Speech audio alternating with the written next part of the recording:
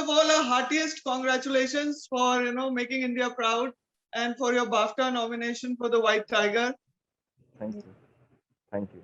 When you were nominated, you said that it's a very surreal feeling, and you were still trying to process it. Has the feeling of being nominated for BAFTA sunk in? I don't think that feeling will ever sink in. It's such a huge deal for any actor to be nominated for it. I don't think it'll ever sink in. And also, like, I've just been so busy with something or the other since the time the nomination has happened that I've not had the time to sit and think about it. But it's just a really, really good feeling to be with.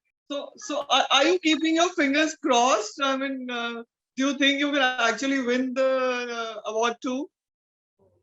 I mean, I don't expect anything else. I don't think it's the people I'm with. They're too legendary, and Sir Anthony Hopkins and Mads Mikkelsen and Chris Emma. They're just really, really big actors with like vast bodies of work behind them, and I'm just starting out, so I don't really expect anything. And just to be nominated alongside them is a huge honor. So I don't think I have any expectation, and I'm just really happy to be on the same list as them. Same page. So going back to White Tiger, and seeing this character of Balram. So were there any referral points for you, or you just went with what the director wanted? Yeah, everything was there in the script and everything's there in the book, but what I had to do was really bring my own truth of like how I understood, how I saw things and how I understood the world. So um there were no reference points as such that were given by the director. You see people like Balram all around you. We've had people like them like since we've grown up, and I mean, not that they're any different than us, but it's just that people who are economically not as privileged as us. I come from a decently privileged middle class family, and um, yeah, and I've seen I've had a lot of Balrams in my life. Mm-hmm. But Balram is, being, of course, critics have analyzed the character in different ways, and the way the writer and and later the director have seen him. But how do you personally see this character as a hero, a villain, a mix of both? I just see him as any other normal human being who has dreams and aspirations. It's just unfortunate that he's born into a family that isn't too privileged, so he has to fight for his right. He has to fight for what he really wants, and because he doesn't have what he wants, and because there's so much injustice that's done against him, he has to do something that is not morally and ethically right. But I see him as any other human being with flaws and with good things also in him. And Samir, you also said that you like portraying flawed characters. Is that correct? I mean, I think every human being is flawed. If we aren't flawed, then we are God. Yeah. So what one flaw of others you would like to change? One flaw of yourself. That I sleep too much. Ajay, you like sleeping too much. You really went into method kind of a way to etch this character. You actually became invisible, I believe. I mean, ma'am, I've never studied method acting. I've never studied Stanislavski or Stella Adler, but I've just, through my own experiences and through my journey as an actor, I've just adopted us. Like, I've just become aware of a set of things that I understand better and that I connect with better. So, yeah, I mean, I went to the village. I stayed there for 2 weeks. A village in Jharkhand called Chalkari Basti. And then I went, when I was in Delhi, I was working at a stall under an anonymous identity. So it was very exciting because I felt like a spy. Nobody actually knew who I was. But yeah, I think these couple of things were very important for me to do so that I understood Balram better. But you were relatively unknown when you were doing all these things, and now today you are a popular face. Do you think you can still follow the same method to etch out so. any other? Yeah, I think so. Yeah, I don't think that widely known. And even if you are, I don't see that as a problem if you can disguise yourself well and can blend in well. So, and how does it feel to be a breakout star, a breakout performance? Um, it feels positive, Mhm. but yeah, I try not to focus on these things, and I'm really here to tell stories and be part of films that make an impact on me. I act for myself, and I'm just trying to constantly search and look for stories and look for characters that I really connect with and characters that really consume me in some way. So um, I try not to be with the feeling of thinking of how it is to be a breakout star, and these things feel very frivolous to me. But the success of White Tiger and the rave reviews that you are getting, has that put some kind of a pressure? Will it determine your future choices in any way? No, not at all. I always knew the kind of films and the kind of cinema that I wanted to be part of, and it's still the same. I don't think that has even any effect on what I do. So this is also being touted as your debut performance, but the fact is that you have acted in a few films before that. And so, can you recall the experience of working? Well, the difference between working with all the other directors and working with Ramin primarily is that Ramin is somebody who is so single-mindedly focused on what he does and loves to prepare so much, but at the same time, it's it's a combination of loving to prepare and letting your actors be completely free in what they want to do. Mhm. That's a very rare combination to have. When you really prepare you for something a lot, you naturally have that feeling that you know everything about this. You're very sure about what you do, but Ramin isn't that person. He prepares so much, and then he's like, I don't know what I want to do, why don't you tell me what you want to do? Mhm.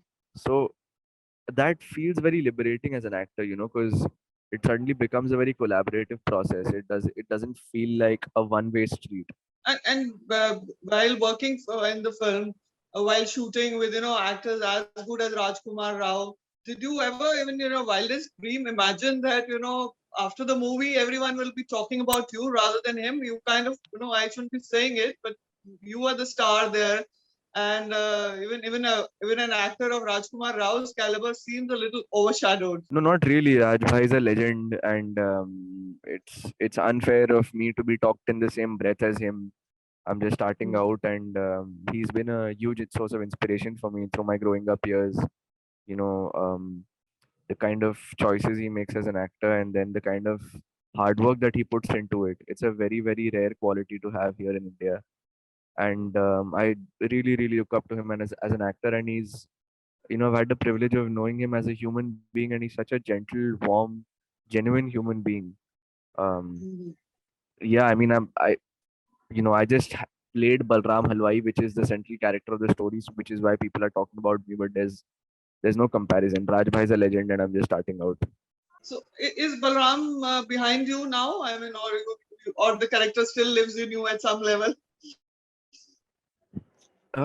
Yeah, every person that you sort of play, I guess, takes something away from you and leaves something with you. It's a Okay, right. very psychophysical process, because you're not just thinking like the person, but you're also walking, talking, moving like that person. So Mhm. it does affect you. Like, it's the simplest analogy that I give people is that if you walk with your neck like this for 2 months, Mhm. after 60 days, it'll feel weird to walk with your neck straight, Right, right. because your neck will get used to walking like this.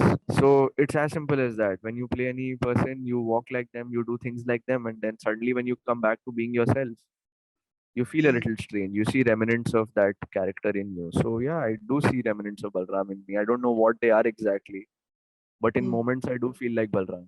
You do still. I do, yes. In moments I feel like all the characters that I've ever played in my life. Mhm.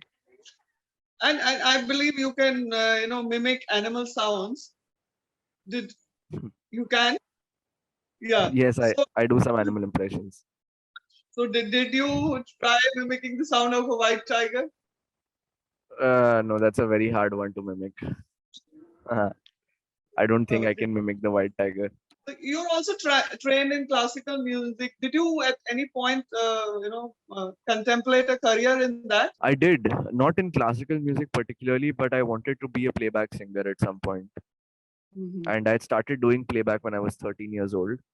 I sang for 2 films as well. But acting was something that happened completely accidentally, and then I started enjoying it so much that I decided that this is what I wanted to focus on. So acting gives you greater satisfaction than singing. Well, sometimes I really question that myself, Mhm. but at present, yes, I guess. So we'll see you singing in cinema anytime soon. I really hope I can. Yeah, I really hope I get the opportunity. I would want to. I would love to sing for myself and for other people. So I mean, like, of course, a performance like The White Tiger. Are you at some level bogged down by any kind of expectations from your future goals? No, not really. No, I just, as I said, I'm very clear about the kind of filmmakers and the kind of people I want to work with, and I don't think that's going to make anything is going to make a difference on that. Like um, yeah, I don't feel bogged down by it. I just feel excited and inspired by it. At your age, you must. But are you flooded with offers? Not with offers particularly, but I've definitely been giving much more auditions and reading much more scripts. You are reading, but haven't signed anything. You're doing a short film, I believe. I finished shooting for the short film in February. I'm doing something which starts in November, but unfortunately, I can't speak about it because the production house hasn't made an official statement on it. But apart from that, there's nothing else that I've signed. I'm just constantly reading and looking for things, seeing what interests me. So at least you can tell me whether it's a Bollywood project or an international one. It's a Hindi film. It's a Hindi film. And Yes. Bollywood has really woken up to you or not? Well, I don't know. I don't know. I Do guess I mean you, I'm auditioning a lot more, so I guess a few more people know me than they knew me before White Tiger.